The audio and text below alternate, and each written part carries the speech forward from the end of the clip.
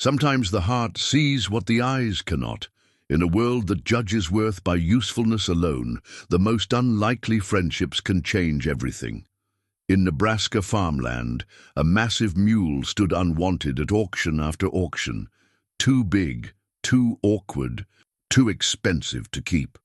Nobody wanted him until 6-year-old Clara Patterson saw past his flaws to his gentle heart. She gave him a name, Jonah, and suddenly this misfit mule became her family's greatest blessing. As their farm faced foreclosure and their neighbors lost hope, Jonah proved that sometimes the biggest miracles come in the most unexpected packages. He helped them work their land, protected their livestock, and showed an entire community what loyalty really means. But could one little girl's faith in a gentle giant really be enough to save everything they held dear? Before we jump back in, tell us where you're tuning in from. And if this story touches you, make sure you're subscribed, because tomorrow I've saved something extra special for you. The Patterson family Bible sat open on the kitchen table every morning, its leather cover worn smooth by 3 generations of calloused hands. Clara Patterson traced her finger along the margins where her grandmother had written birth dates, death dates, and small prayers in faded ink. This morning, the weight of those prayers felt heavier than usual as she watched her husband Tom stare out the window at fields that should have been golden with corn, but stood brown and brittle instead. The farmhouse itself told the story of their struggles. Paint peeled from the shutters like old skin, and the front porch sagged where the foundation had settled unevenly over the decades. Inside, the rooms were clean but sparse, furniture that had served multiple generations, quilts patched and repatched, and a refrigerator that hummed with the effort of staying cold. Yet there was warmth here, the kind that came from love rather than luxury, from memories layered like dust in the corners, and laughter that echoed in the beams overhead. Tom Patterson was 42 years old and looked every year of it. His hands bore the permanent stains of honest work, motor oil under the nails, calluses that never softened, small scars from wire and wood and metal. He'd inherited this land from his father, who'd inherited it from his father before that, and the weight of that legacy pressed down on his shoulders like a yoke. 320 acres of Nebraska soil that had fed his family for generations now struggled to support them through another failed growing season. "Daddy, can we go to the auction today?" Clara's voice broke through the morning silence, like sunlight through clouds.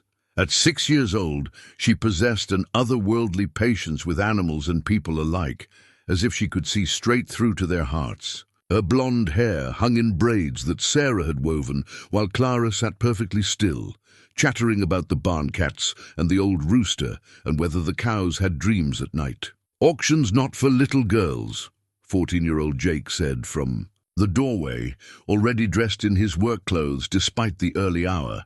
He had his father's build and his mother's stubbornness, a combination that served him well in farm work but made him skeptical of anything that seemed impractical. "Besides, we're not buying anything, we're selling."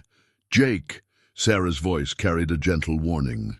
They'd agreed not to discuss the sale of the prize heifer in front of Clara, at least not until after they knew what price she'd bring. 10-year-old Emma looked up from her cereal, milk dripping from her spoon. She was the dreamer of the family, always reading library books about faraway places and magical adventures. "Maybe we'll see something wonderful," she said, earning an eye roll from Jake. "Mrs. Murphy says auctions are full of surprises." Mrs. Murphy was their neighbor, a widow of 73, who'd lived alone since her husband passed 5 years ago.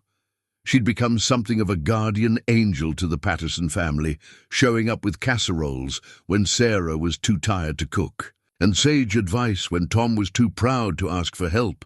Her small house sat at the corner where their property lines met, and she had a way of knowing exactly when she was needed most. Tom poured himself a second cup of coffee, the steam rising, like his unspoken worries. The medical bills from Sarah's illness the previous winter had drained their savings, and the drought had killed their corn crop before it could be harvested. Now the bank letters came weekly, each one more urgent than the last.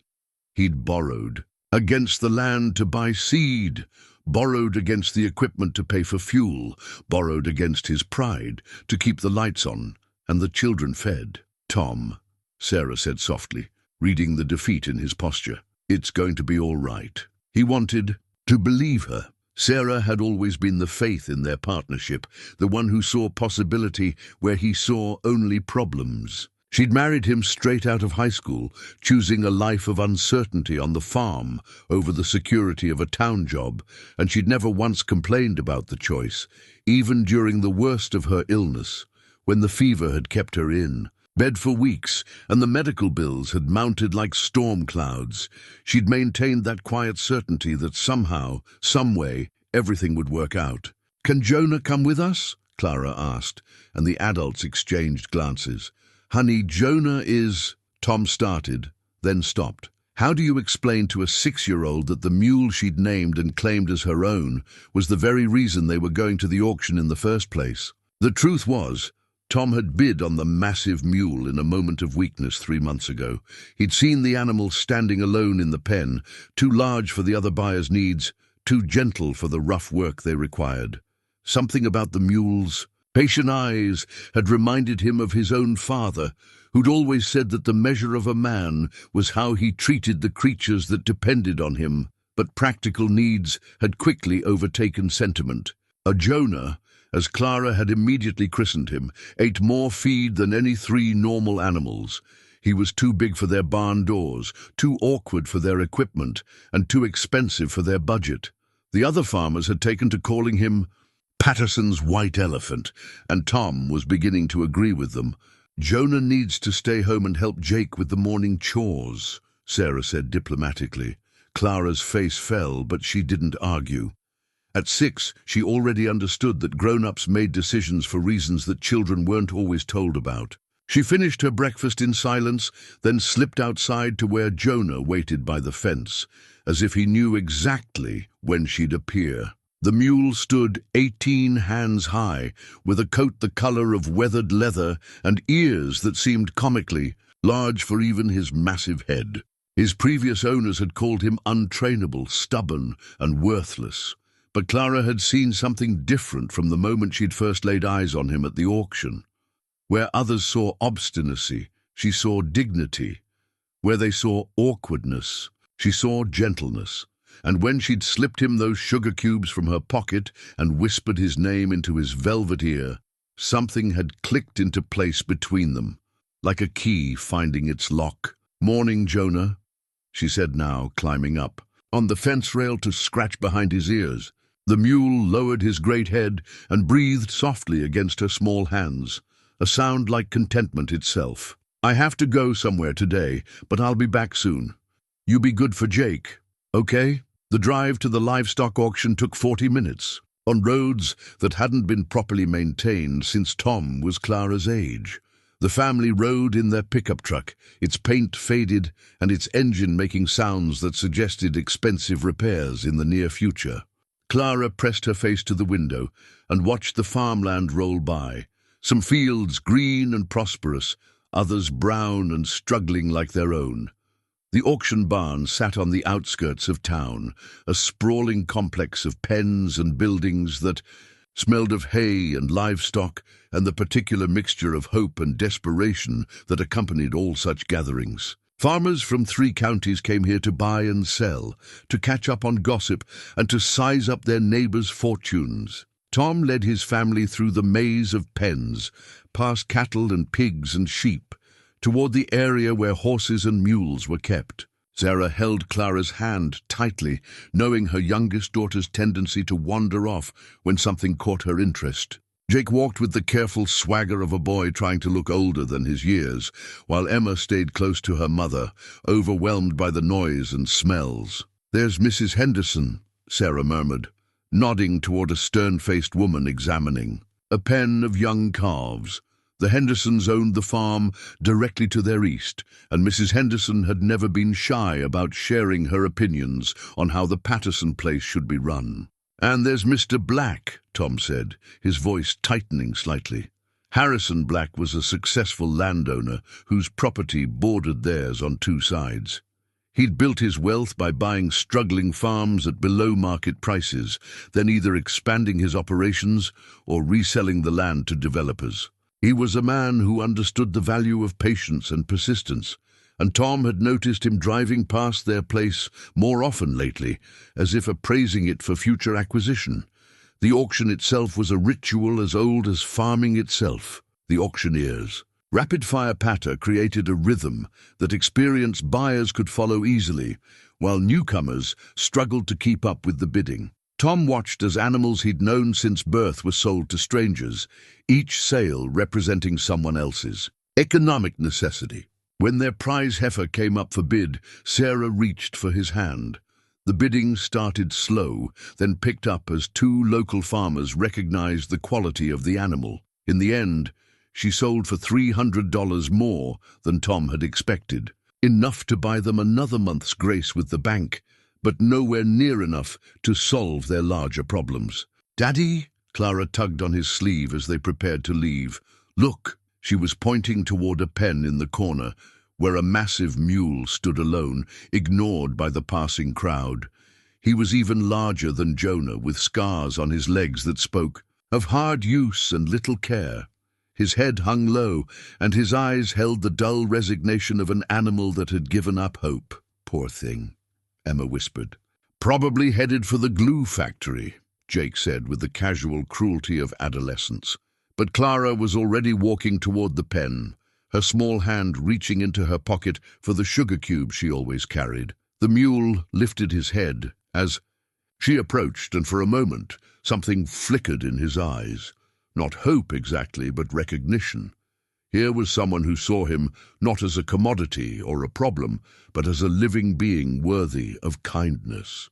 "Clara, don't—" Tom started, but Sarah placed a restraining hand on his arm. They watched as their youngest daughter offered the sugar cubes to the massive animal, speaking to him in the same gentle voice she used with Jonah. The mule took the treats carefully, his lips soft against her palm, and when she reached up to stroke his nose, he lowered his head to make the contact easier.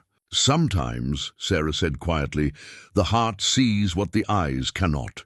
It was getting late and the crowd was thinning. The auctioneer announced the final lots of the day, and Tom knew they should be heading home. Jake had evening chores waiting, and Sarah looked tired from the emotional weight of selling their best animal. But Clara remained by the pen, talking softly to the unwanted mule, and something in her absolute faith made Tom pause. "How much?" he found himself asking the pen. "Attendant, for that old thing? $50 if you take him today. Otherwise, he's dog food tomorrow." $50. It was money they didn't have for an animal they didn't need.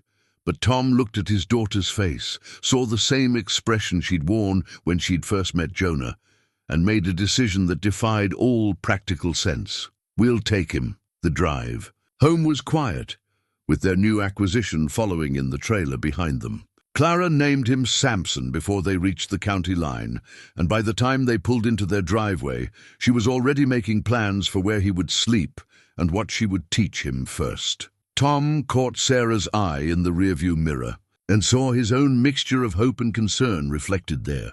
They'd just spent $50 they couldn't afford on an animal they couldn't use, all because their 6-year-old daughter had seen something worth saving in a creature the world had written off. "Maybe," he thought as he watched Clara lead Samson toward the pasture where Jonah waited to meet his new companion. That was exactly the kind of thinking they needed more of. The evening settled over the Patterson farm, with the particular quiet that comes after important decisions have been made. In the kitchen, Sarah reopened the family Bible and picked up her pen, ready to add another entry to the margins, another small prayer, another act of faith in the face of uncertainty. Outside, Clara sat on the fence rail between two enormous mules, talking to them about tomorrow and all the possibilities it might bring. The foreclosure notice arrived on a Tuesday morning, delivered by a postal carrier who couldn't quite meet Tom's eyes as he handed over the certified letter. Tom stood in the kitchen doorway, the official envelope heavy in his hands, while Sarah poured coffee for a breakfast that suddenly seemed less important than it had moments before. The letter was formal, precise, and devastating in its clarity. The Patterson family had 90 days to remit payment of $15,000 in overdue mortgage payments and penalties, or the property would be seized by Farmers First Bank and sold at public auction. 90 days to find more money than Tom had seen in any single year of farming, let alone had sitting in any account. How much? Sarah asked quietly, reading the defeat in her husband's shoulders. 15,000. The words fell like stones into still water. 90 days. Sarah sank into her chair at the kitchen table, her hands wrapped around her coffee mug as if its warmth could somehow protect her from the cold reality of their situation. Through the window, she could see Clara in the pasture with Jonah and Samson, all three of them sharing what appeared to be a very serious conversation about the morning's plans. "We could sell the South 40, Tom said, though they both knew that piece of land wouldn't bring enough to cover their debt. And besides, it was the most fertile section they owned. Tom. Sarah's voice was steady, but he could hear the fear. Underneath, what are we going to do? Before he could answer, Jake burst through the kitchen door, his face flushed with anger and adolescent outrage.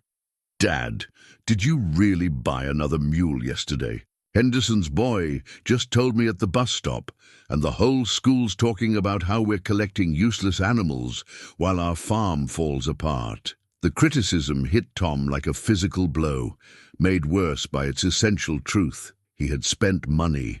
They desperately needed on an animal they couldn't afford to feed, all because his youngest daughter had looked at him with such trust and hope that he couldn't bear to disappoint her. "That's enough, Jake," Sarah said firmly. "Is it true, though?" Jake pressed.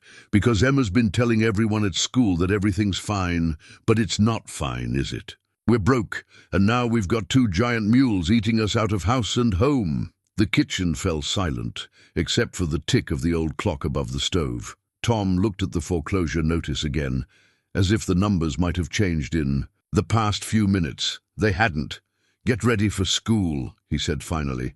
"All of you!" Jake opened his mouth to argue, then seemed to think better of it.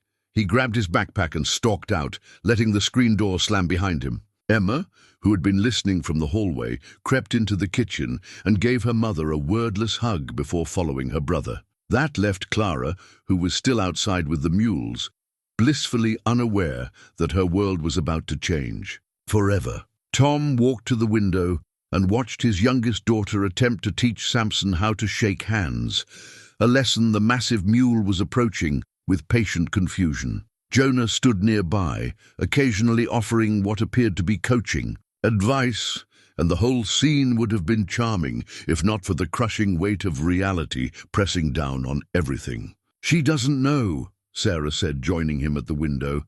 "How do we tell her?" "I don't know." They stood in silence, watching Clara demonstrate the proper handshaking technique for Samson's benefit. The mule, to his credit, made several earnest attempts to lift his front hoof in the approximate gesture, earning enthusiastic praise from his 6-year-old instructor. The sound of a truck in the driveway drew their attention to a new crisis. Harrison Black climbed out of his pristine pickup, dressed in clothes that suggested farming was more of an investment opportunity than a way of life. He walked with the confidence of a man who'd never had to choose between groceries and gasoline, never had to explain to his children why Christmas would be smaller this year. Tom met him on the front porch, the foreclosure notice still clutched in his hand. "Morning, Tom," Black said with the kind of smile that never reached his eyes. "Heard you might be having some financial difficulties. News travels fast in a small town." "It does indeed." Black's gaze swept over the property, taking in the peeling paint, the sagging barn door, the equipment that clearly needed repair. "I wanted to make you an offer before things get complicated with the bank." Tom said nothing, waiting. "I'm prepared to pay cash for your property today, enough to cover your debts and give your family a fresh start somewhere else." Black reached into his jacket and pulled out a folded piece of paper. $8,000. The offer was so low it was almost insulting. The land alone was worth 3 times that amount, even in the current market. The house, barn, and outbuildings added significant value, and anyone with agricultural knowledge would recognize the potential of the soil, given adequate rainfall and proper management. 8,000, Tom repeated. Cash money. No inspections. No delays, no complications. You could be debt-free by Friday and looking for a nice house in town by the weekend. From the pasture came the sound of Clara's laughter as Samson finally managed something resembling a handshake. Jonah trumpeted his approval, a sound that carried across the morning air like a celebration of small victories. "I need time to think about it," Tom said. "Of course." Black folded the paper and put it back in his pocket. "But don't take too long. Opportunities like this have a way of disappearing when the bank gets involved." After Black left, Tom remained on the porch, staring out at land that had been in his family for 3 generations. His grandfather had cleared these fields by hand.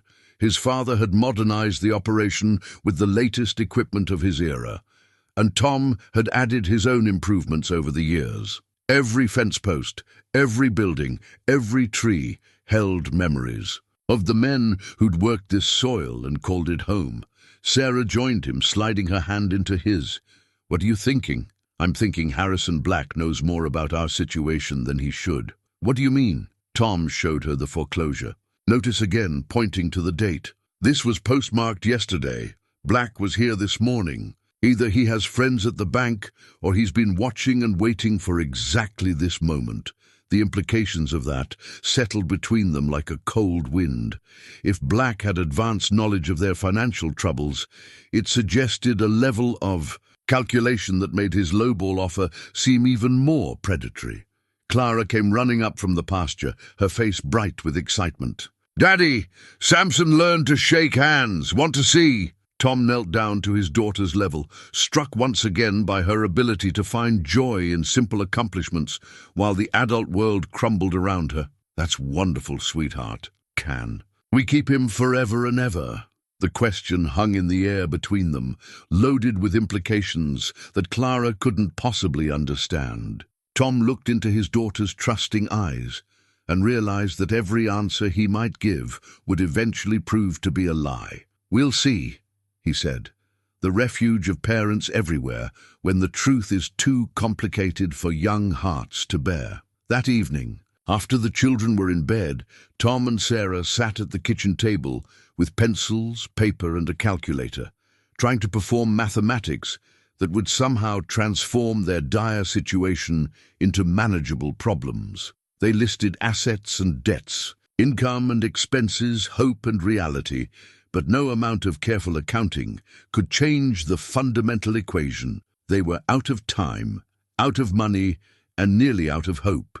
"There has to be something," Sarah said, erasing yet another set of figures that didn't add up to salvation. Tom looked through the kitchen window toward the barn where Jonah and Samson stood side by side in their stalls, probably discussing whatever it was that mules discussed during the quiet hours of the night. 2 magnificent animals that ate enormous amounts of feed, provided companionship for his daughter, and contributed exactly nothing to the family's economic survival. Or did they?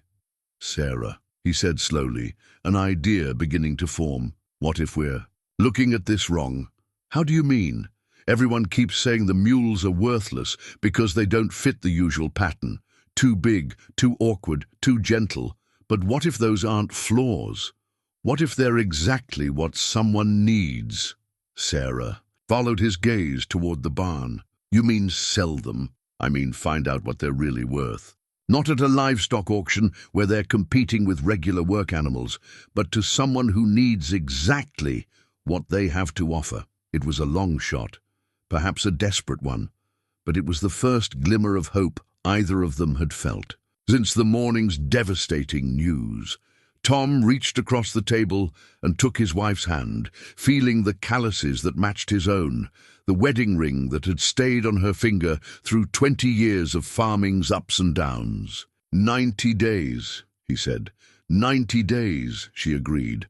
Outside, Jonah lifted his great head and looked toward the house, as if he could sense the weight of their conversation and the burden of hope they were placing on his broad shoulders. Clara's hand-drawn map covered most of the kitchen table, a child's interpretation of the farm, rendered in crayon colors that bore no resemblance to reality, but captured something more important, the emotional landscape of a little girl and her beloved companions. She'd marked secret places with careful X's, the creek where Jonah liked to drink, the hill where Samson could see the entire valley, the old apple tree where all three of them shared afternoon snacks. "See, Mama," Clara explained, pointing to various landmarks with the serious intensity that only 6-year-old cartographers possess. "This is where Jonah showed me the baby rabbits, and this is where Samson found the shiny rocks, and this is our special place where we go to think about important things." Sarah studied the map with equal seriousness, recognizing the geography even through Clara's artistic interpretation. What struck her most wasn't the accuracy of the details, but the way her daughter had instinctively understood that territory could be measured in memories rather than acres. Outside, Tom was attempting to harness Jonah for actual work, a process that revealed both the mule's intelligence and his complete indifference to traditional training methods. Where most animals learn through repetition and reward, Jonah seemed to approach each task as an intellectual puzzle, considering the human's intentions before deciding whether cooperation served any useful purpose. "Come on, you stubborn—" Tom caught himself before completing the phrase, aware that Clara was never far away and had a disturbing tendency to repeat interesting vocabulary at inappropriate moments. Jonah stood patiently while Tom struggled, with harness straps designed for smaller animals, his ears swiveling to track every sound, and his eyes holding what Tom could have sworn was amusement. When Tom finally managed to connect the traces to the cultivator, Jonah turned his massive head to examine the equipment with the thoroughness of a mechanic inspecting unfamiliar machinery. The first furrow was a disaster. Jonah moved at his own pace, which was approximately half the speed Tom expected, but with a steadiness that kept the cultivator perfectly straight, despite the uneven ground. When Tom tried to hurry him along, with the traditional encouragement of voice and reins, Jonah simply stopped and looked back with an expression that suggested he questioned his human's understanding of proper agricultural technique. Jake watched from the fence, his attitude hovering somewhere between skepticism and grudging interest. At 14, he understood the family's financial situation well enough to know that every day brought them closer to losing the farm, and every dollar spent on feed for the mules was a dollar they couldn't afford to waste. "He's too slow," Jake called out. "We could have finished that field in half the time with the tractor." "Tractor's broken," Tom reminded him, which was true enough. The main clutch had been slipping for months, and the repair estimate exceeded their current bank balance by a considerable margin. So fix it. With what money? The question hung in the air between them, one of many uncomfortable truths that had been surfacing more frequently as their situation deteriorated. Jake kicked at the fence post with the frustration of a young man who could see problems clearly but lacked the experience to understand their complexity. By mid-morning, something remarkable had happened. Jonah had found his rhythm, and the rhythm had found Tom.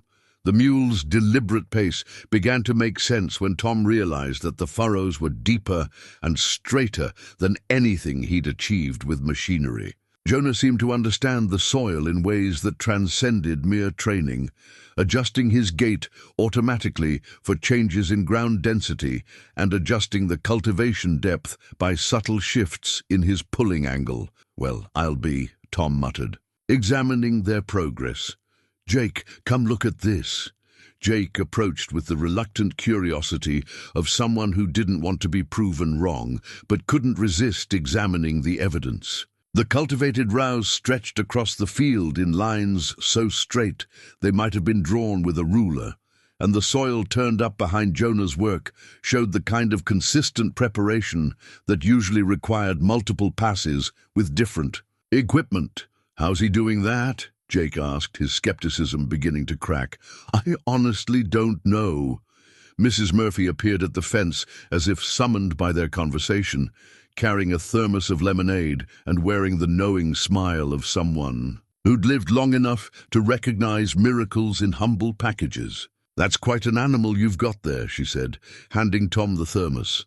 "You think so?" "I think," Mrs. Murphy said carefully, "that sometimes the Lord sends exactly what we need, even when we're too stubborn to recognize it at first." Tom unscrewed the thermos cap and poured lemonade for himself and Jake, grateful for the interruption and the chance to process what he'd been witnessing. Jonah stood patient in his traces, apparently content to wait while the humans conducted their conference. "Mrs. Murphy," Tom said slowly, "you knew my father pretty well."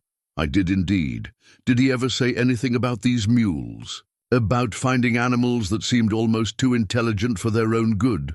Mrs. Murphy was quiet for a long moment, her eyes focused on something beyond the immediate conversation. When she spoke, her voice carried the weight of carefully kept secrets.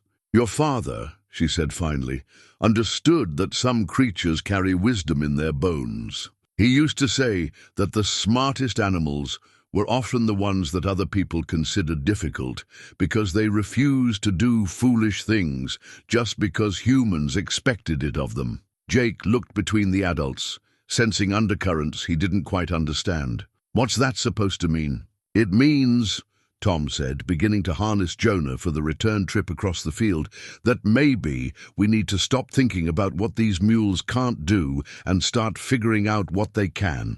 The afternoon proved Tom's theory correct in ways that surprised everyone, including Jonah. The massive mule approached each new task with the same methodical intelligence, seeming to understand not just what was expected of him, but why it mattered. He navigated around delicate plants that a machine would have destroyed, adjusted his strength automatically for different soil conditions, and demonstrated an almost supernatural ability to anticipate Tom's intentions. By evening, they had accomplished more cultivation in one day than Tom had managed in the previous week, using a combination of tractor work and hand tools. More importantly, the quality of the work exceeded anything Tom had achieved with mechanical equipment. Clara emerged from the house as they returned to the barn, Samson trailing behind her like an enormous shadow. Where Jonah had proved his worth in the fields, Samson had spent his day serving as companion, protector, and patient audience for a 6-year-old's endless chatter about everything from cloud shapes to the social dynamics of barn cats. "How did Jonah do?" Clara asked, as if the question had never been in doubt. "Jonah did just fine," Tom said, removing the harness with movements that felt more natural than they had that morning. "I knew he would," Clara said, with the absolute certainty that only children possess about the things that matter most to them. That night, as Sarah prepared dinner, she noticed Tom moving with less of the defeat that had burdened his shoulders since the foreclosure notice arrived. It was a small change, but in their current situation, small changes felt like major victories. "Good day?" she asked. "Better than expected," Tom admitted. "Jonah's got abilities I never imagined, if we can figure out how to market what he can. Do what they can both do. Maybe we've got something here." Sarah looked out the window where Clara sat on the fence rail, both mules positioned so she could scratch behind their ears simultaneously. The image captured something essential about their youngest daughter, her ability to see connections where others saw only problems, to find harmony where others found conflict. "That girl of ours," Sarah said, "she sees things the rest of us miss." "She does indeed," Tom agreed, watching his daughter conduct what appeared to be a very important three-way conversation about tomorrow's plans.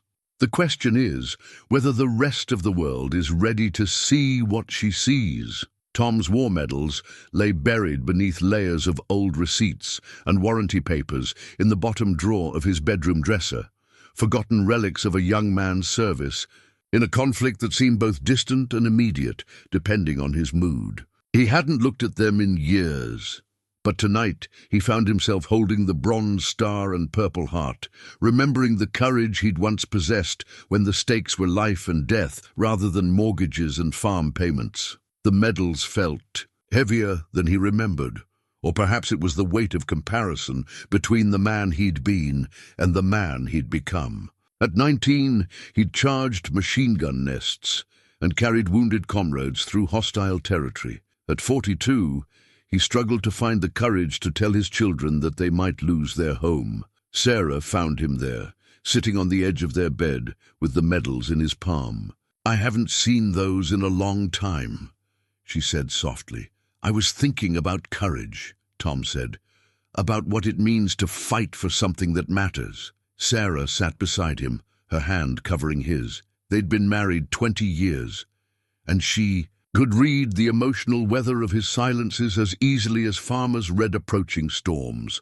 "The farm matters," she said. "Does it? Or am I just too stubborn to admit when I'm beaten?" Before Sarah could answer, Jake appeared in the doorway, his face flushed with excitement that temporarily overwhelmed his usual adolescent skepticism. "Dad, you need to come see this. Jonah just saved Buttercup." Buttercup was their prize Holstein, a gentle cow who'd been showing signs of distress during her latest pregnancy. Tom had been monitoring her condition closely, knowing that a difficult birth could cost them both mother and calf, but he hadn't expected any immediate crisis. They found Jonah standing guard over Buttercup in the corner of the pasture, his massive body positioned between the laboring cow and the rest of the herd. Somehow, the mule had recognized the cow's distress and taken action to protect her during her most vulnerable moment. As they watched, Jonah gently nuzzled Buttercup's head, offering whatever comfort a mule could provide to a cow in labor. "How did he know?" Jake asked, his voice filled with wonder. Tom approached carefully, not wanting to disturb the delicate situation. Buttercup was indeed in active labor, but Jonah's presence seemed to have calmed her considerably. The mule acknowledged Tom's approach with a soft whicker, but never moved from his protective position.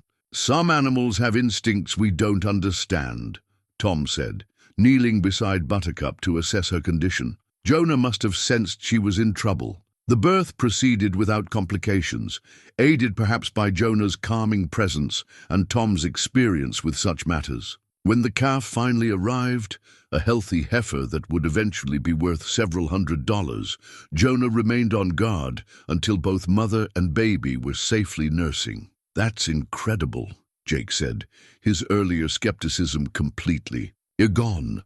It's like he knew exactly what to do. Sarah arrived in time to witness the aftermath, finding her husband and son standing in amazed silence while Jonah maintained his vigil over the new family.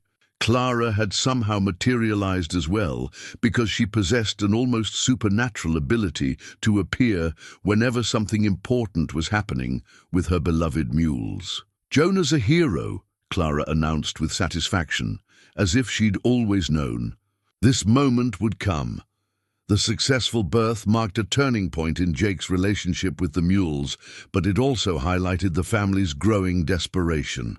Harrison Black had been driving past their property more frequently, always slowing down to survey their situation with the patient calculation of a predator waiting for weakness to reveal itself. The next morning brought news that confirmed Tom's worst fears about their neighbor's intentions. Mrs. Murphy appeared at their kitchen door before sunrise, her face grave with the burden of unwelcome information. "Tom, Sarah," she said without preamble, "I need to tell you something about Harrison Black." They gathered around the kitchen table while Clara fed Cheerios to a patient barn cat, and the older children prepared for school. Mrs. Murphy's hands wrapped around her coffee mug as if seeking warmth against a chill that had nothing to do with the weather. "My nephew works at the bank," she began carefully. "He shouldn't have told me this, but he's worried about your family. Harrison Black has been asking questions about your mortgage situation, specific questions, more than a neighbor should know." Tom felt the familiar weight of dread settling in his stomach. "What kind of questions?" "Payment history, property assessments, timeline for foreclosure proceedings." Mrs. Murphy's voice dropped to nearly a whisper. Tom, I think he's been planning this for months, maybe longer. Sarah reached across a table to take Tom's hand, her touch grounding him when everything else seemed to be spinning out of control. Through the kitchen window, they could see Jonah and Samson sharing breakfast hay, their massive forms peaceful in the morning light. There's more, Mrs. Murphy continued. He's made inquiries about other properties in the area. The Johnson place that sold last spring, the Mitchell farm that went to auction in the fall, same pattern every time. Financial pressure, then a cash offer well below market value. Jake looked up from his backpack, suddenly understanding that the adult conversation was more serious than he'd initially realized. He's trying to steal our farm. He's trying to buy it cheap, Tom corrected, though the distinction felt academic. There's nothing illegal about making low offers to desperate sellers. But there's something wrong about taking advantage of neighbors, Sarah said firmly. Something morally wrong. Emma appeared in the doorway, dressed for school, but clearly reluctant to leave during such an important discussion. At 10, she possessed an emotional intelligence that sometimes surpassed her older brothers, and she could sense the undercurrents of fear and anger flowing through the kitchen. "What can we do?" Emma asked. It was a fair question, and Tom realized he didn't have a good answer. They couldn't control Harrison Black's business practices, couldn't force the bank to extend their deadline, couldn't conjure $15,000 from empty bank accounts. But perhaps they could find a way to make their land worth more than Black was willing to pay. "We make ourselves indispensable," Tom said, the idea forming as he spoke. "Jonah proved yesterday that he can do things our equipment can't. What if we offered his services to other farmers? What if both mules could earn enough to keep us afloat?" Mrs. Murphy's face brightened with the first genuine smile she'd shown since arriving. "Now that's thinking like your father. He always said the best way to beat a bully was to become too valuable to push around." Clara looked up from her impromptu cat-feeding session, honey dripping from her spoon. "Jonah and Samson can help everybody. That's what friends do." The simplicity of her statement struck Tom with unexpected force. Here was his 6-year-old daughter, articulating a truth that had somehow escaped his more complicated adult reasoning. The mules weren't just livestock to be measured by their economic productivity. They were neighbors, community members, friends capable of contributing in ways that transcended traditional accounting. "Clara's right," Tom said, feeling the first stirrings of hope he'd experienced since receiving the foreclosure notice. "We've been thinking too small. Instead of selling the mules or trying to make them fit conventional expectations, we find out what the community needs that only they can provide." Sarah's eyes lit up with understanding. "The Henderson place has that steep hillside they can never plow properly. The Morrison farm has drainage issues that make it too muddy for tractors half the year. The church has been talking about clearing that back lot for a community garden." "Exactly," Tom said, his excitement building. "Every farm around here has problems that conventional equipment can't solve, but Jonah and Samson aren't conventional." Jake shouldered his backpack, but his usual rush to catch the school bus had been replaced by thoughtful consideration. "You really think people would pay to rent them?" "I think people pay for solutions to problems they can't solve themselves," Tom said. "And I think our mules might be walking solutions to a lot of problems." The morning routine resumed with a subtle shift in energy. Jake left for school with instructions to listen for any mention of agricultural problems that might require unconventional solutions. Emma promised to ask her teacher about the school's plans for their small farm demonstration. Plot. Even Clara seemed to understand that her beloved companions might become the key to keeping the family together. After the children left, Tom walked to the pasture where Jonah and Samson stood side by side, their breakfast hay forgotten as they watched the sunrise paint the Nebraska sky in shades of gold and pink. The mules turned at his approach, their ears pricked forward with attention that suggested they understood the importance of whatever conversation was about to take place. "All right, boys," Tom said, feeling slightly foolish for talking to animals, as if they were business partners. "Looks like it's time to find out what you're really worth." Jonah stepped forward and gently bumped Tom's shoulder with his massive head, a gesture that felt remarkably like agreement. Samson followed suit, and for a moment the three of them stood together in the morning light, an unlikely partnership bound by necessity and hope. Tom reached into his pocket and pulled out the war medals he'd been carrying since the previous night. The bronze star caught the sunlight, reflecting it back in patterns that seemed to dance across the mule's gentle eyes. Courage, Tom realized, wasn't the absence of fear. It was the decision to act in spite of fear. And standing there with two enormous mules, who'd become his family's best hope for survival, Tom Patterson decided it was time to be courageous again. Sarah's recipe book lay open on the kitchen counter, its pages stained with generations of cooking experiments and family gatherings. The handwritten notes in the margins told the story of the Patterson women who'd come before her, her mother-in-law's careful amendments to pie crust recipes, her own grandmother's suggestions for preserving vegetables during lean years, and now Sarah's own additions about feeding crowds on limited budgets. 2 months had passed since the foreclosure notice arrived, which meant they had 1 month left to find $15,000 or lose everything. The irony wasn't lost on Sarah that she was planning a community bake sale to help save their farm, while using recipes that had sustained the family through previous generations of hardship.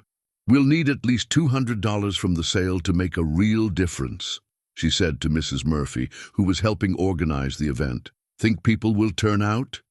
"Honey," Mrs. Murphy said with a knowing smile, "people will come for the food, but they'll stay for Jonah and Clara. That little girl and her mule have become something of a local legend." It was true. Word had spread throughout the county about the 6-year-old who could make an 18-hand mule do tricks that seemed impossible for such a large animal. Jonah had learned to shake hands, bow on command, and perform a careful dance that delighted children and amazed adults. More importantly, he'd proven his worth as a working animal in ways that defied conventional wisdom. Tom had started advertising Jonah's services 3 weeks earlier, and the response had surprised everyone. The Henderson farm hired them to plow their steep hillside, a job that would have been dangerous with a tractor, but proved perfectly suited to Jonah's sure footing and measured pace. The Morrison place needed drainage ditches dug in soggy ground where machinery would have gotten stuck, but Jonah's broad hooves distributed his weight so evenly that he barely left tracks in the mud. Most surprising of all, the Presbyterian Church had hired both mules to help clear the overgrown lot behind their building for a community garden. Samson's gentle nature made him perfect for working around people, while Jonah's strength allowed them to remove stumps and level ground with an efficiency that would have required expensive equipment rental. "Daddy," Clara said, appearing in the kitchen doorway with dirt on her hands and satisfaction on her face, Samson found another pretty rock for the collection. The rock collection had started accidentally when Samson developed a habit of picking up unusual stones during their walks around the property. Clara had decided these weren't random selections, but carefully curated additions to what she now called Samson's treasure hunt.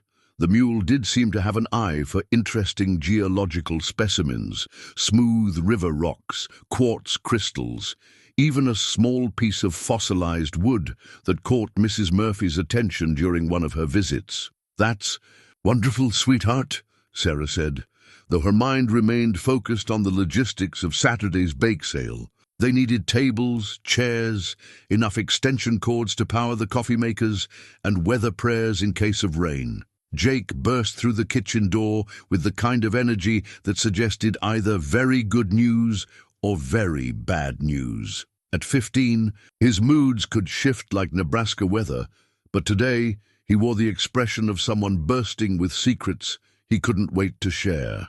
"Dad's got 3 more jobs lined up for next week," he announced. The Kowalski place wants Jonah to help with their corn harvest.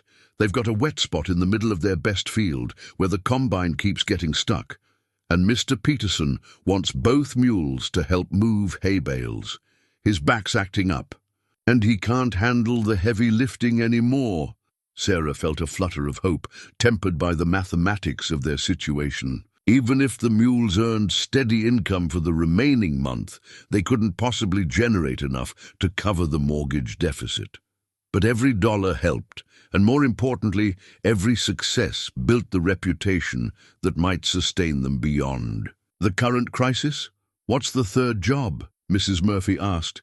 Jake's grin widened. The County Fair Committee wants to hire Clara and Jonah for a demonstration during the agricultural exhibit. They're calling it Traditional Farming Methods for Modern Times. $50 for 2 hours work. Clara's eyes widened with excitement. We get to be in the fair. You get to be the stars of the fair, Jake confirmed, earning a squeal of delight from his youngest sister. Sarah watched Clara dance around the kitchen, already imagining the spotlight and applause, and felt the familiar mixture of pride and protective worry that came with having a child whose gifts attracted attention.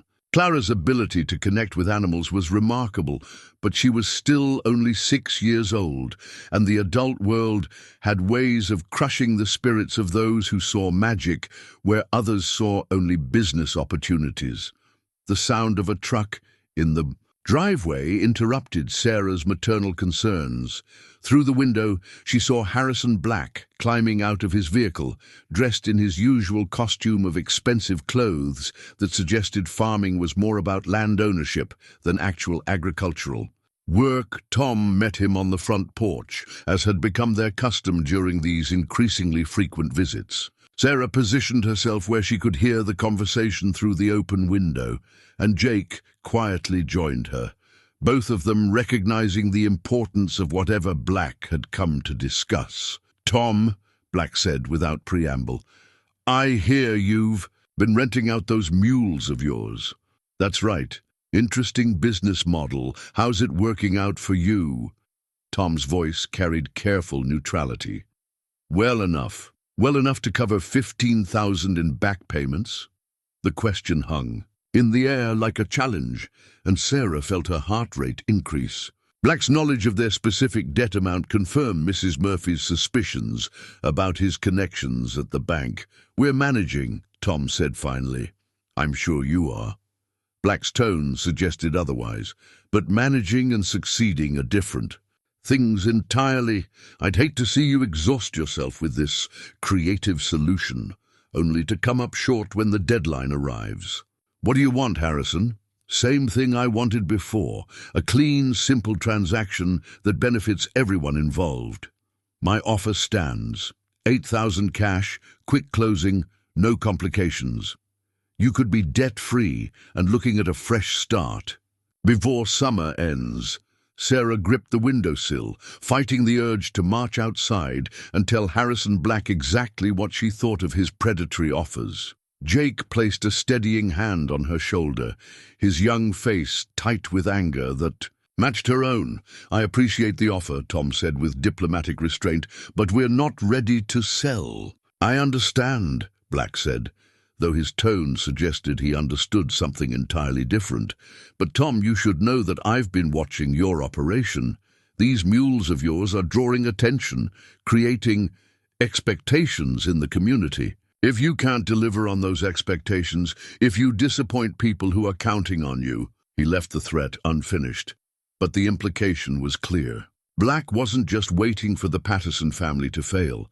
He was prepared to help that failure along by undermining their reputation in the community. After Black left, Tom remained on the porch for several minutes, staring out at the fields, where Jonah and Samson grazed peacefully in the afternoon sun. When he finally came inside, his face wore the expression of a man who understood that their situation had just become considerably more complicated. He knows something we don't, Tom said quietly. Or he thinks he does, Sarah replied, surprising herself with the steel in her own voice. But he doesn't know, Clara. He doesn't know what those mules are capable of, and he certainly doesn't know this family. Tom looked at his wife, seeing the same determination that had carried her through 20 years of farming's uncertainties and challenges.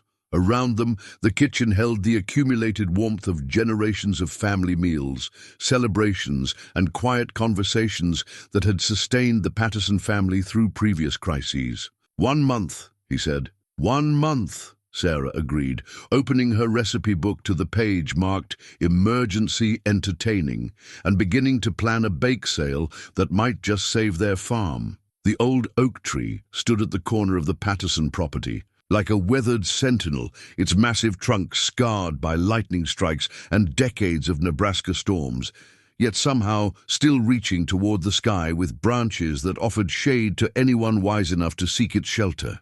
Clara had claimed this spot as her thinking place, where she brought her most important concerns to discuss with Jonah and Samson during the quiet hours of late afternoon. Today's concern was bigger than usual. She'd overheard her parents whispering in the kitchen after they thought she'd gone to bed, their voices carrying the kind of careful worry that adults used when they were trying to protect children from frightening truths. Clara didn't understand all the words, foreclosure, mortgage, deadline, but she understood the fear underneath them, and fear was something she took very seriously. "Jonah," she said, sitting cross-legged in the oak's shade while the massive Mule lowered his head to browse grass near her feet. "Are we going to lose our home?" Jonah paused in his grazing and looked at her with those deep, intelligent eyes that seemed to see straight through to her heart. He stepped closer and gently nuzzled her shoulder, a gesture that felt remarkably like comfort. Samson, who had been investigating an interesting smelling patch of clover, abandoned his botanical research to join the conversation. The two mules positioned themselves on either side of Clara, creating a protective barrier between the little girl and whatever troubles might threaten their peaceful world. "I don't want to move away," Clara continued, her voice barely above a whisper. "I don't want to leave you and Samson and the barn cats and the place where Grandpa used to live." The truth was more complex than a 6-year-old could fully grasp. But Clara possessed an intuitive understanding of loss that came from watching adult faces when they thought no one was paying attention. She'd seen the way her father's shoulders sagged when he read the mail, the way her mother's smiles sometimes didn't reach her eyes, the way Jake had stopped talking about high school plans that required money they didn't have. The sound of footsteps interrupted her thoughts, and Clara looked up to see Mrs. Murphy approaching with a basket of fresh cookies and the kind of deliberate casualness that suggested this wasn't a random visit. "Mind if an old lady joins your meeting?" Mrs. Murphy asked, settling herself against the oak's trunk with the practiced ease of someone who'd been sitting under trees since before Clara was born. "We're talking about important things," Clara said seriously. "I can see that. Important. Things require the best listeners, and these boys certainly qualify." Mrs. Murphy opened her basket and offered cookies to Clara, then held out additional treats for Jonah and Samson. The mules accepted the offerings with the polite gratitude of creatures who understood that some gifts came with deeper meaning than simple nutrition. "Mrs. Murphy," Clara said after careful consideration, "do you think grown-ups tell children the truth about scary things?" "I think grown-ups try to protect children from worries that are too big for small shoulders to carry," Mrs. Murphy replied, diplomatically. "But I also think children are often braver and wiser than adults give them credit for." Clara digested this information while Jonah worked his way through an oatmeal cookie with the methodical appreciation of a connoisseur. Samson had discovered that Mrs. Murphy's basket contained apple slices, which were apparently his favorite delicacy based on the enthusiasm of his response. "Are we really going to lose the farm?" Clara asked directly. Mrs. Murphy was quiet for a long moment, studying the little girl's face with the careful attention of someone who understood the importance of honest answers to direct questions. "Your parents are working very hard to make sure that doesn't happen," she said finally, "and they have some very special helpers." She nodded toward Jonah and Samson, both of whom had finished their treats and were now standing alert, as if They understood their role in the conversation had shifted from recipients to participants. But what if it's not enough? Clara pressed. What if we have to move away and leave Jonah and Samson behind? The question hit Mrs. Murphy like a physical blow, because she'd been wondering the same thing herself. The Mules had become so integrated into the Patterson family's daily life that separating them would cause emotional damage far beyond the financial loss. Clara and the animals shared a bond that transcended ordinary pet-owner relationships, something closer to the partnership between shepherd and sheepdog, or the intuitive connection between horse and rider. "Clara," Mrs. Murphy said carefully, "do you remember the story I told you about Noah and the ark?" Clara nodded. Mrs. Murphy's Bible stories were famous throughout the county for their creative interpretations and practical applications. Noah had to save his family and all the animals from a great flood. He didn't know exactly how he was going to do it, but he had faith that if he did his part, everything would work out the way it was supposed to. "Are we like Noah, I think?" Mrs. Murphy said, watching Jonah demonstrate his newest trick of opening and closing the pasture gate with his teeth, "that sometimes we don't recognize our arks until we're already sailing in them." That evening, the Patterson family gathered for dinner with the subdued energy of people facing an uncertain future. Tom had spent the day working with Jonah at the Morrison place, where they'd accomplished a week's worth of drainage work in a single afternoon. The payment would help, but it wouldn't solve their fundamental problem. Sarah had received confirmation that Saturday's bake sale would be held despite threatening weather, and early estimates suggested they might raise as much as $300 if attendance was strong. Again, helpful but not sufficient. Jake had been researching agricultural colleges, trying to find scholarship opportunities that might allow him to continue his education, even if the family's financial situation deteriorated further. At 15, he was already thinking like the man he would need to become, and the responsibility weighed on him heavily. Emma had volunteered to help with the bake sale setup, displaying an organizational competence that surprised her parents and demonstrated how much she'd matured in response to the family's crisis. And Clara had spent her afternoon having serious conversations with Mules about the nature of home and the possibility of loss, emerging from those discussions with a calm determination that both comforted and worried her parents. "I have an idea," Clara announced as they cleared the dinner dishes. "What if we have a big party and invite everyone to meet Jonah and Samson? And what if we charge money for people to take pictures with them?" The adults exchanged glances across the kitchen, struck by the simplicity and potential effectiveness of the suggestion. Clara's innocent proposal contained the seed of what marketing professionals would call leveraging their unique assets to create multiple revenue streams. "That's not a bad idea, sweetheart," Tom said slowly. "People do seem to enjoy watching you work with the mules. And they always want to pet them," Clara added. "But I make sure they're gentle first." Sarah looked at her youngest daughter with new appreciation. 6 years old, and Clara had instinctively understood what the adults had been struggling to articulate, that their mules weren't just work animals or financial assets, but genuine celebrities whose appeal transcended agricultural utility. "We could combine it with the bake sale," Sarah said, her mind already working through the logistics. "Make it a real event, maybe even charge admission." "Like a county fair, but just for us?" Emma asked, excitement creeping into her voice. "Exactly. Like that?" Tom said, feeling hope stir for the first time in weeks. Outside, lightning flickered on the horizon, promising rain for parched fields and perhaps washing away some of the dust that had settled over their dreams. Under the old oak tree, Jonah and Samson stood side by side, their massive forms silhouetted against the approaching storm, patient as always, ready for whatever tomorrow might bring. The original land deed lay yellowed and brittle in Mrs. Murphy's careful hands, its edges soft with age and its ink faded to the color of old coffee stains. She'd carried it to the Patterson kitchen on a morning when storm clouds gathered on the horizon, bringing with it the possibility of rain and the certainty of revelations that would change everything. "I should have shown you this years ago," Mrs. Murphy said, her voice heavy with the weight of long-kept secrets. "Your grandmother made me promise to keep it safe until the family truly needed it, and I've been wrestling with my conscience ever since that foreclosure notice arrived." Tom, Sarah, and Jake gathered around the kitchen table, while Clara sat on the floor nearby, presumably playing with her toy horses, but actually listening with the intense concentration that only children possessed when adults discussed forbidden topics. The deed felt fragile under Tom's fingers, as if it might crumble at the slightest mishandling.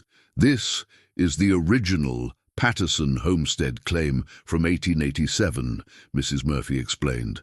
"But look at the mineral rights clause." Tom squinted at the faded handwriting, trying to decipher legal language from another century. "I can't make out all the words." "It says," Mrs. Murphy continued, "that the Patterson family retains ownership of all mineral rights, including but not limited to coal, oil, natural gas, and precious metals, to a depth of 500 feet below the surface." Sarah looked up from the document with confusion. "But we've never found anything valuable on our land, haven't you?" Mrs. Murphy asked with a knowing smile. "Clara, sweetheart, could you show your parents those pretty rocks Samson has been collecting?" Clara jumped up with enthusiasm, always eager to display Samson's geological discoveries. She returned from her bedroom with a shoebox full of stones, each one carefully labeled with the location where Samson had found it and the date of discovery. "These are just rocks," Jake said, picking up a piece of rough quartz. But Tom was examining the collection with growing excitement.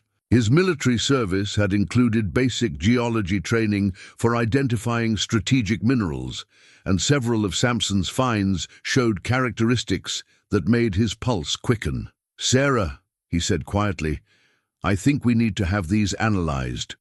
The next morning brought Dr. Elizabeth Chen, an agricultural extension professor from the State University who specialized in soil composition and mineral content. She'd driven out from Lincoln after Tom's urgent phone call, intrigued by his description of unusual geological specimens found by a mule with an apparent talent for treasure hunting. Dr. Chen spread Samson's rock collection across the kitchen, on table, with the methodical precision of a scientist examining potential evidence. She used a magnifying glass, a small hammer, and several testing solutions that she'd brought in her field kit. "This is remarkable," she said, after examining the fourth specimen. "Your mule has an excellent eye for rare earth minerals. This piece contains significant deposits of lithium, and this one shows traces of cesium, both extremely valuable for modern electronics manufacturing." Tom felt his world shift slightly, as if the ground beneath his feet had suddenly revealed. "Hidden depths. How valuable?" Sarah asked. "Potentially very valuable, but I'd need to conduct a full geological survey to determine the extent of the deposits. The fact that your mule is finding these specimens on the surface suggests there might be substantial reserves below ground." Clara looked up from where she'd been listening to every word. "Samson's good at finding treasure." "Yes, he is," Dr. Chen agreed solemnly. "Very good indeed.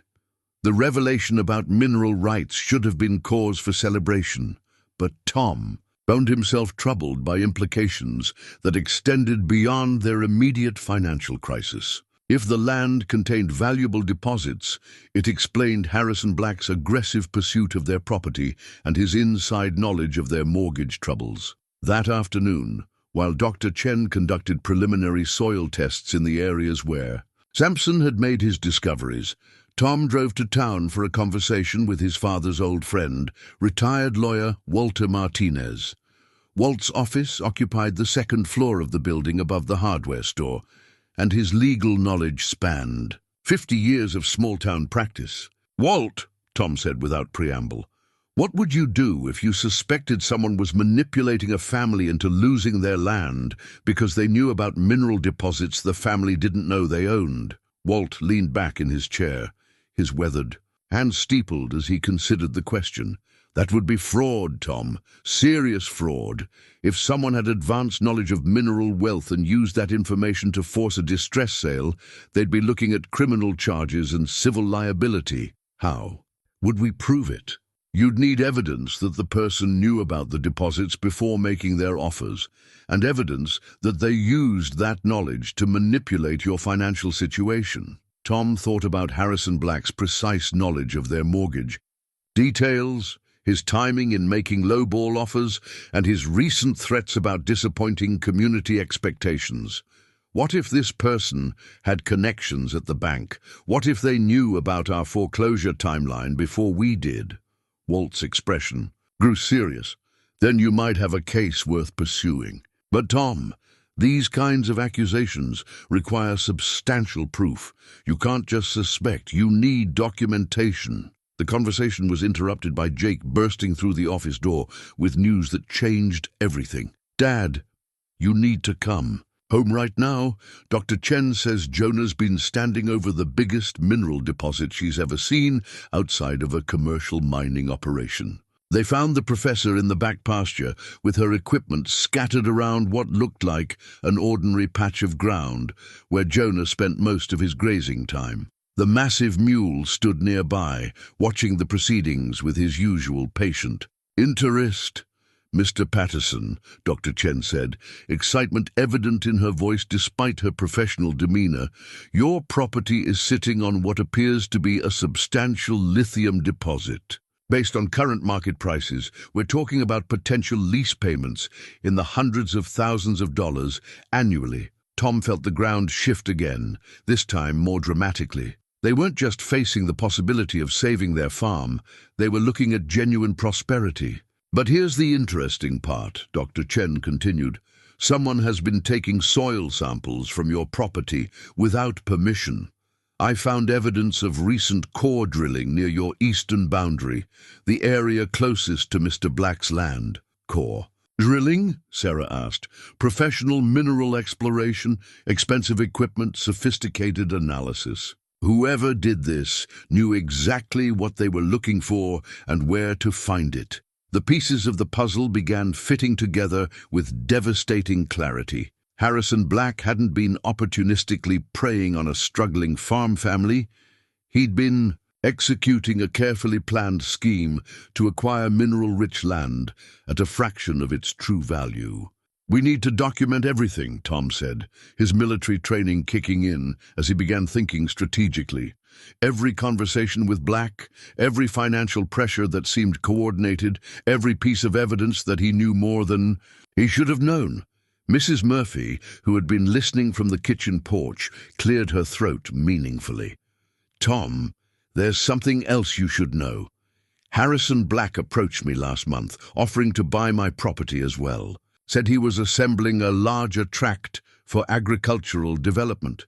Your property doesn't border ours on the mineral-rich side, Dr. Chen observed. No, Mrs. Murphy said with a knowing smile, but it does contain the old Patterson well that shows the underground water table. Water rights are just as valuable as mineral rights when you're talking about large-scale extraction operations.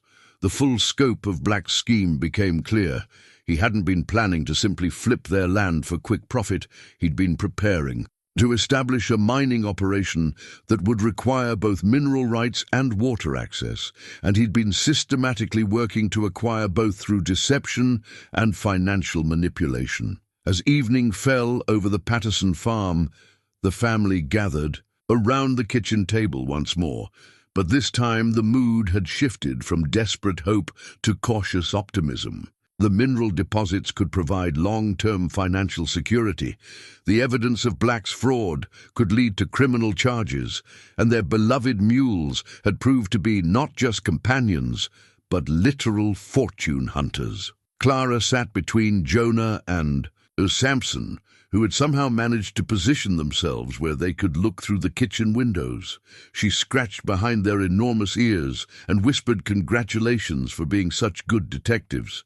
"What happens now?"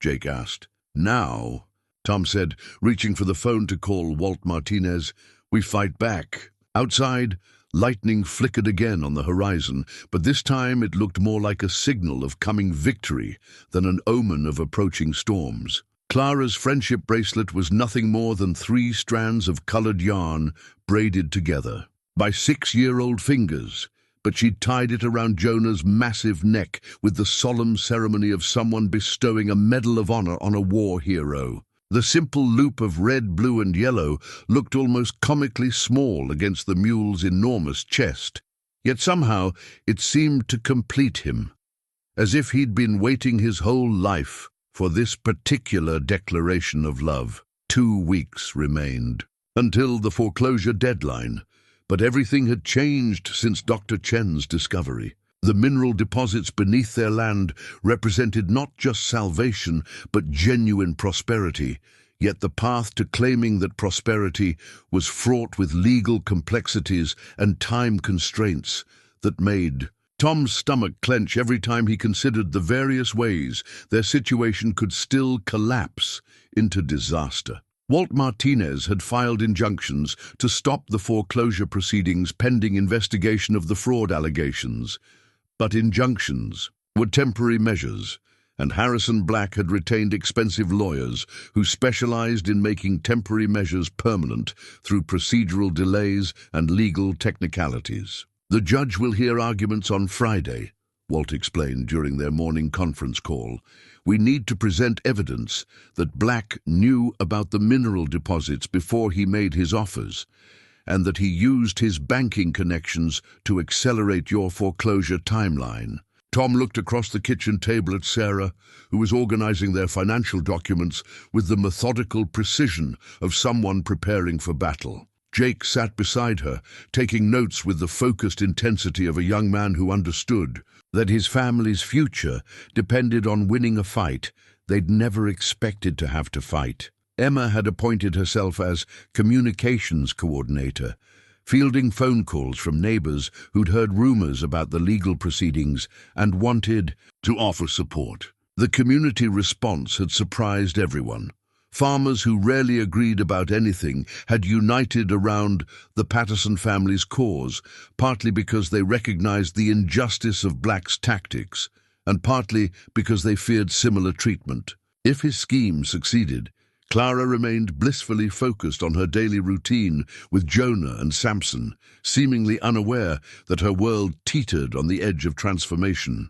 She'd developed an elaborate morning ritual that involved checking on Samson's rock collection, discussing the day's weather with both mules, and conducting what she called important meetings under the old oak tree. "The mining company wants to negotiate a lease agreement," Dr. Chen informed them during her afternoon visit. "Based on preliminary surveys, they're prepared to offer substantial upfront payments plus ongoing royalties that would make your family financially secure for generations." "How substantial?" Sarah asked. "Initial payment of $50,000, with annual royalties projected between $200,000 and $300,000, depending on extraction volumes." The numbers were so large, they seemed almost fictional. Tom had spent his entire adult life worrying about monthly payments of a few $100s, and suddenly they were discussing annual income that exceeded most people's lifetime earnings. "But," Dr. Chen continued, "the lease negotiations can't proceed until the property ownership issues are resolved. If the foreclosure goes through, Black would control the mineral rights and reap all the benefits of what should rightfully belong to your family." Jake looked up from his note-taking. "So we have to win in court before we can sign with the mining company?" "Exactly. And the mining company won't wait indefinitely. They have projects in other states, other opportunities. If this gets tied up in lengthy litigation, they'll move on to more accessible deposits." Tom felt the familiar weight of impossible deadlines pressing down on his shoulders.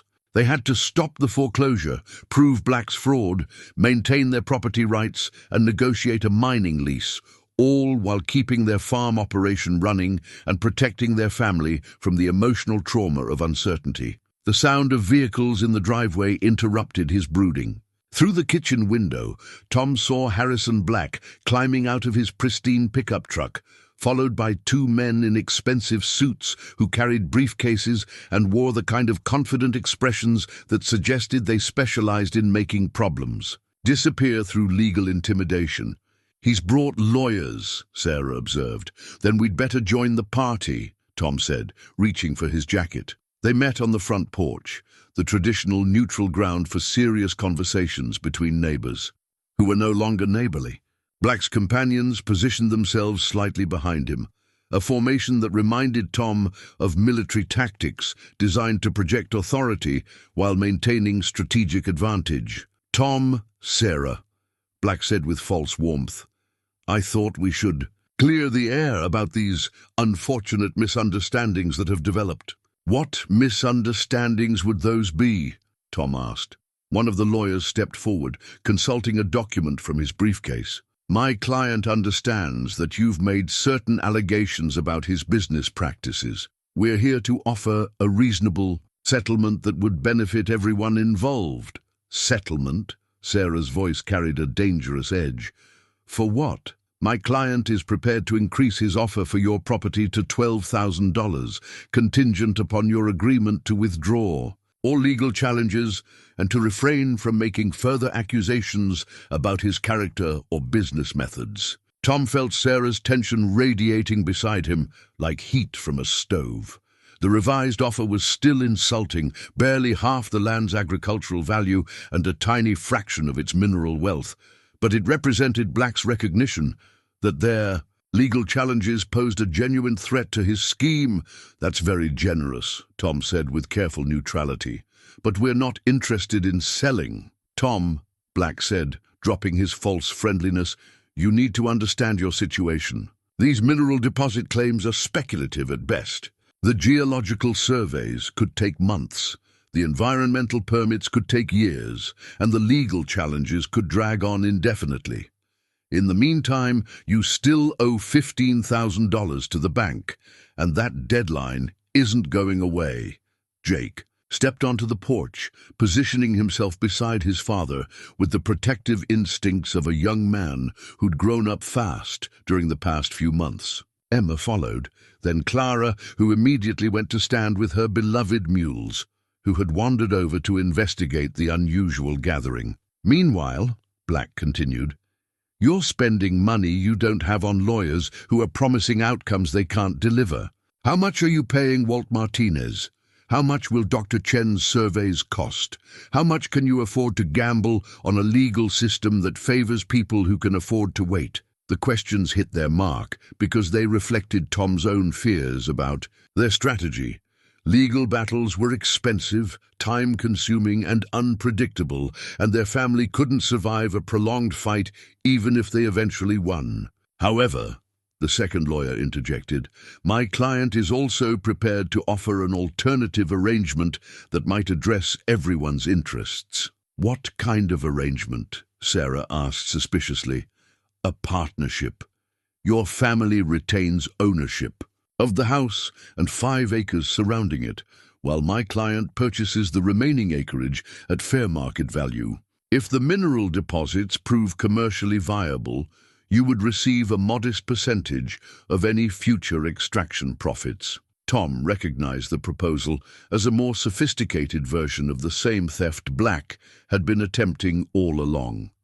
The modest percentage would undoubtedly be calculated to minimize the family's benefit while maximizing Black's profit, and the fair market value would reflect agricultural pricing rather than mineral wealth. "We're not interested," Tom said firmly. Black's mask of reasonableness finally slipped, revealing the calculating predator underneath. "Then you're making a serious mistake. Tom, you have no idea who you're dealing with or what resources I can bring to bear in this fight. I've been acquiring properties in this county for 15 years, and I've never lost a legal challenge yet. Maybe "You've never faced the right kind of legal challenge," Jake said, his young voice steady despite the adult conversations swirling around him. Black's lawyers exchanged glances, recognizing a family that wouldn't be easily intimidated.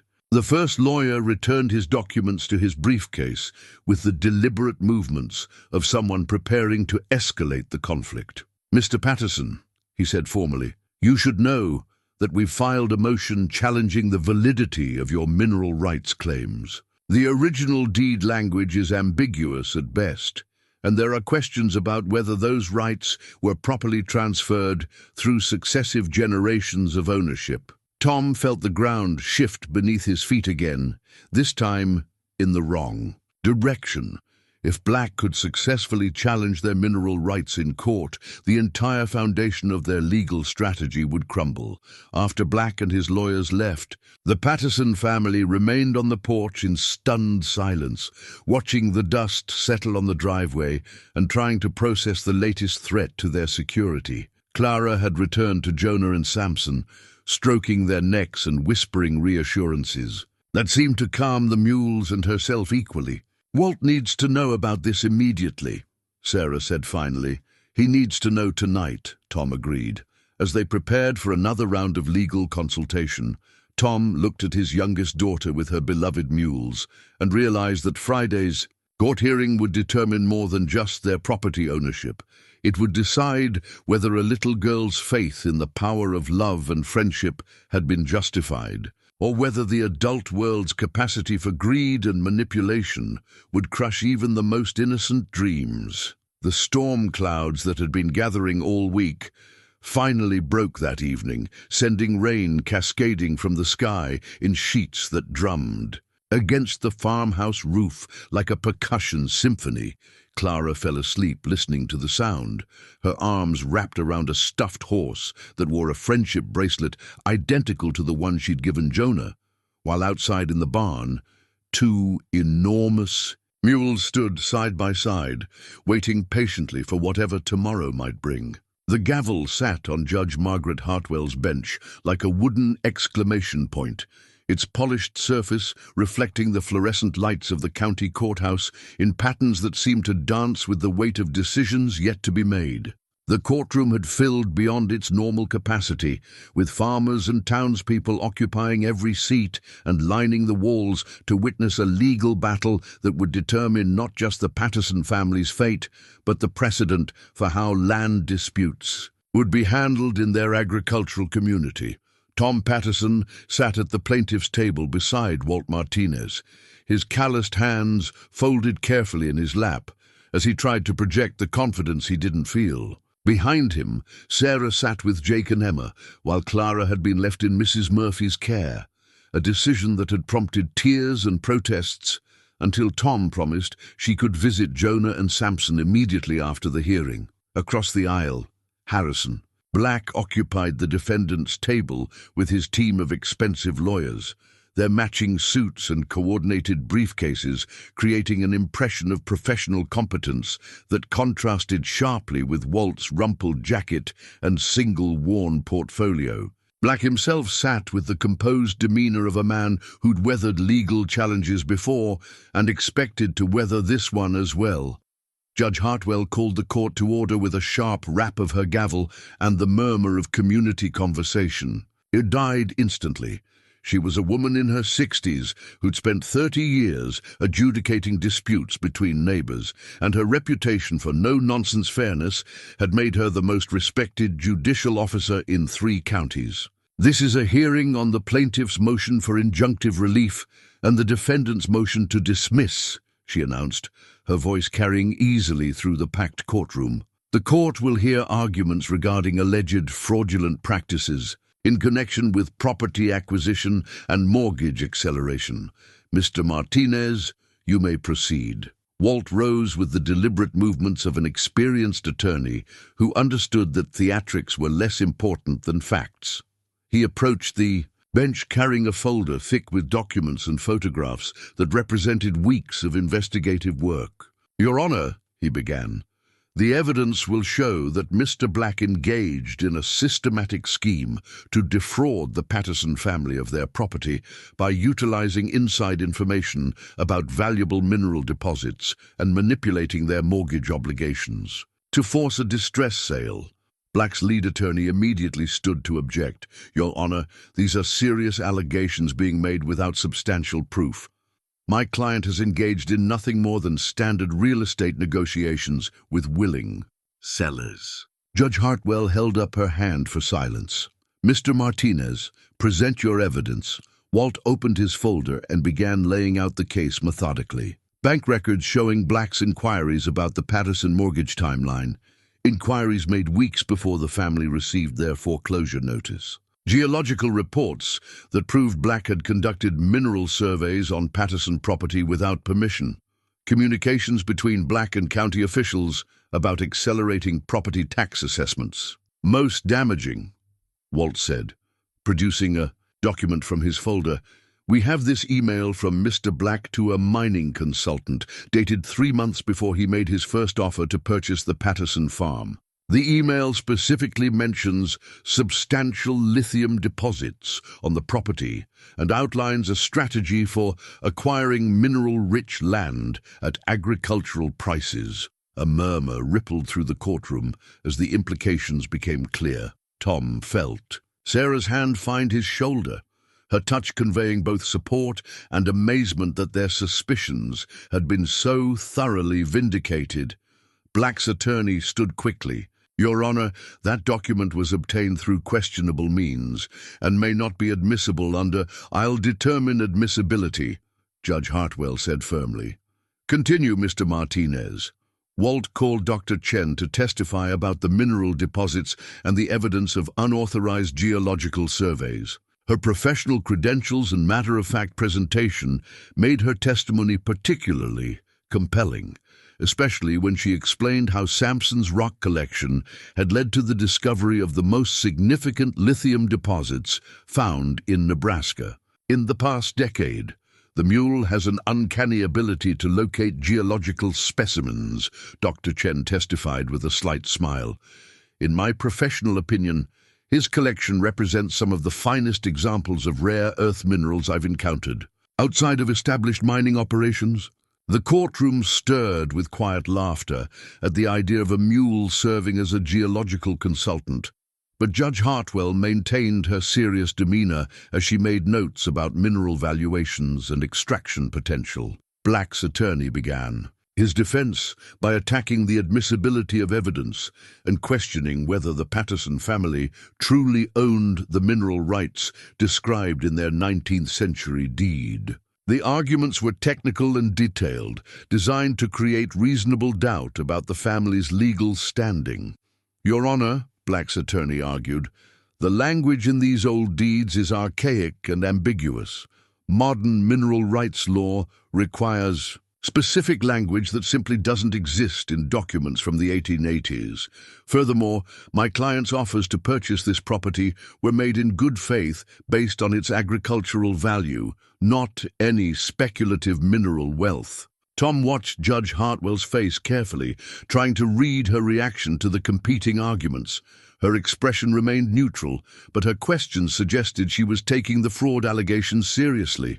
"Mr. Black," she said directly to the defendant, "did you or your representatives conduct geological surveys on the Patterson property prior to making your purchase offers?" Black stood slowly, clearly uncomfortable with direct questioning. "Your Honor, any surveys conducted were done to assess general agricultural suitability." "That wasn't the question I asked," Judge Hartwell interrupted. "Did you conduct geological surveys specifically looking for mineral deposits?" The courtroom fell silent as Black struggled with an answer that wouldn't incriminate him further. His hesitation spoke louder than any words could have. The new contract sat on Judge Hartwell's bench like a bridge between the Patterson family's desperate past and their promising future, its crisp pages representing not just legal vindication, but the triumph of small-town values over predatory capitalism. The document bore the official seal of the court and the weight of a decision that would protect not only one family, but establish precedents for how similar cases would be handled throughout rural Nebraska. After careful consideration of all evidence presented, Judge Hartwell announced, her voice carrying the authority of 3 decades on the bench, this court finds that the defendant, Harrison Black, did engage in fraudulent practices designed to manipulate the plaintiffs into selling their property at below market value. Tom felt Sarah's hand squeeze his shoulder as the words he'd barely dared to hope for echoed through the packed courtroom. Around them, neighbors and friends erupted in quiet celebration, while across the aisle, Black's expensive legal team scrambled to salvage something from their devastating defeat. The court hereby grants the plaintiff's motion for injunctive relief. Judge Hartwell continued, the foreclosure proceedings are permanently stayed pending resolution of the mineral rights issue. Furthermore, this court finds that the Patterson family holds clear and unambiguous title to all mineral rights on their property, as described in the original 1887 homestead deed. Jake leaned forward in his seat, his teenage face bright with the kind of hope that had been absent for months. Emma clasped her hands together as if she were making a wish, while behind them, Mrs. Murphy dabbed at her eyes with a handkerchief that had seen similar duty at weddings and graduations. Mr. Black, Judge Hartwell addressed the defendant directly, you are hereby ordered to cease all attempts to acquire the Patterson property. Additionally, you will pay damages in the amount of $5,000 to compensate the family for legal expenses and emotional distress caused by your fraudulent actions. Black's face flushed red with anger and humiliation, but his lawyers restrained him from speaking. The lead attorney stood and made the ritual request for appeal consideration, but his heart clearly wasn't in the effort. Furthermore, the judge continued, this court is referring this matter to the county prosecutor for potential criminal charges related to fraud and conspiracy. The evidence suggests a pattern of behavior that extends beyond civil liability. The courtroom buzzed with excitement as the full implications of the ruling became clear. Black wouldn't just lose his attempt to steal the Patterson farm. He'd face criminal charges that could result in prison time and the destruction of his other land acquisition schemes. Walt Martinez stood and formally requested permission to present the mining lease agreement that had been contingent upon resolving the property ownership issue. Dr. Chen had worked with the mining company's representatives to structure a deal that would provide immediate financial relief while protecting the family's long-term interests. Your Honor, Walt said, the plaintiffs have negotiated a mineral rights lease that would provide an immediate payment of $50,000 and annual royalties projected between $200,000 and $300,000. This agreement would resolve their financial difficulties while maintaining family ownership of the land. Judge Hartwell reviewed the mining contract with the careful attention she gave to all documents that would affect her community's future. The lease included environmental protections that Clara had insisted upon during family discussions, ensuring that Jonah and Samson's pasture would remain undisturbed and that mining operations would be conducted with minimal impact on farming activities. The court finds this agreement reasonable and in the best interests of both the family and the community, she ruled. The mining lease is hereby approved. Tom stood slowly, still processing the transformation of their situation from desperate poverty to financial security.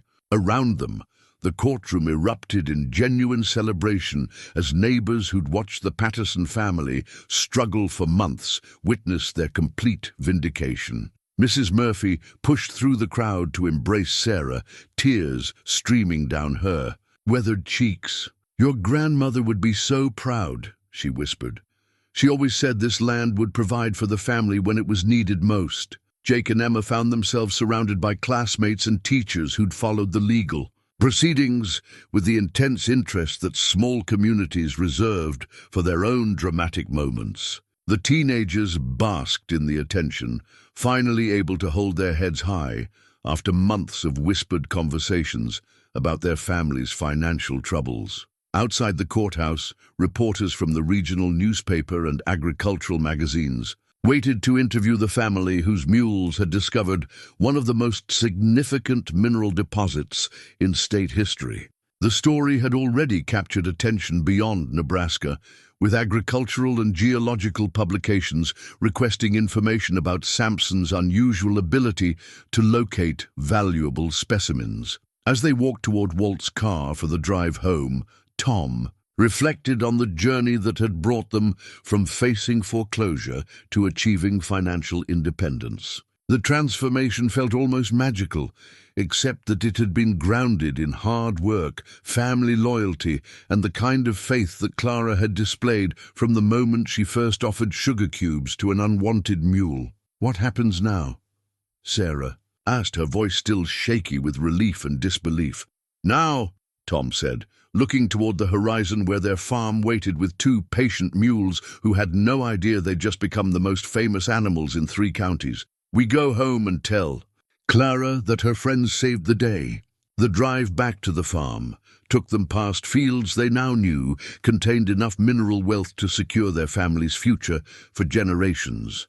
But Tom found himself most eager to see the simple farmhouse where his daughter waited to hear whether her world would remain intact. A new family portrait hung above the Patterson family's fireplace, its wooden frame crafted by Jake during his first semester of agricultural engineering at the State University. The photograph captured a moment 6 months after the courthouse victory, Tom and Sarah standing proudly beside their children, with Jonah and Samson positioned like honored family members in the background, their massive forms somehow perfectly balanced in the composition. Clara sat at the kitchen table on a Sunday morning in late spring, carefully updating Samson's rock collection catalogue with the scientific names Dr. Chen had taught her. Each specimen now bore a proper label, identifying its mineral content and geological significance, transforming a little girl's treasure hunt into a legitimate scientific collection that visiting researchers consulted for their studies. "Samson found 3 new pieces this week," Clara announced to her family, who were gathered for their traditional Sunday breakfast. "Dr. Chen says one of them has lithium crystals that are almost perfectly formed." The mining operation had begun 2 months earlier, conducted with the environmental sensitivity Clara had demanded, and the community oversight that Judge Hartwell had required. The first royalty payment had exceeded all projections, confirming that the Patterson farm sat atop one of the most valuable mineral deposits discovered in the region's history. Tom poured coffee for Sarah and himself, marveling at how dramatically their lives had changed while somehow remaining fundamentally the same. The farm still required daily attention. The animals still needed care and feeding, and the family still gathered around the same kitchen table where they'd once counted pennies and prayed for miracles. Jake arrived from the barn with news that had become routine but never lost its wonder. Jonah helped the Jenkins family finish their spring plowing yesterday. Mr. Jenkins said he's never seen soil preparation that precise, every furrow exactly the right depth and spacing. Jonah had become something of a regional celebrity, hired by farms throughout 3 counties for tasks that required his unique combination of intelligence, strength, and gentle precision. His services commanded premium rates, and the waiting list for his assistance stretched through the growing season and into harvest time. Emma looked up from the Sunday paper, where a feature story about the Patterson mules occupied most of the front page of the agricultural section. "Listen to this," she said, reading aloud.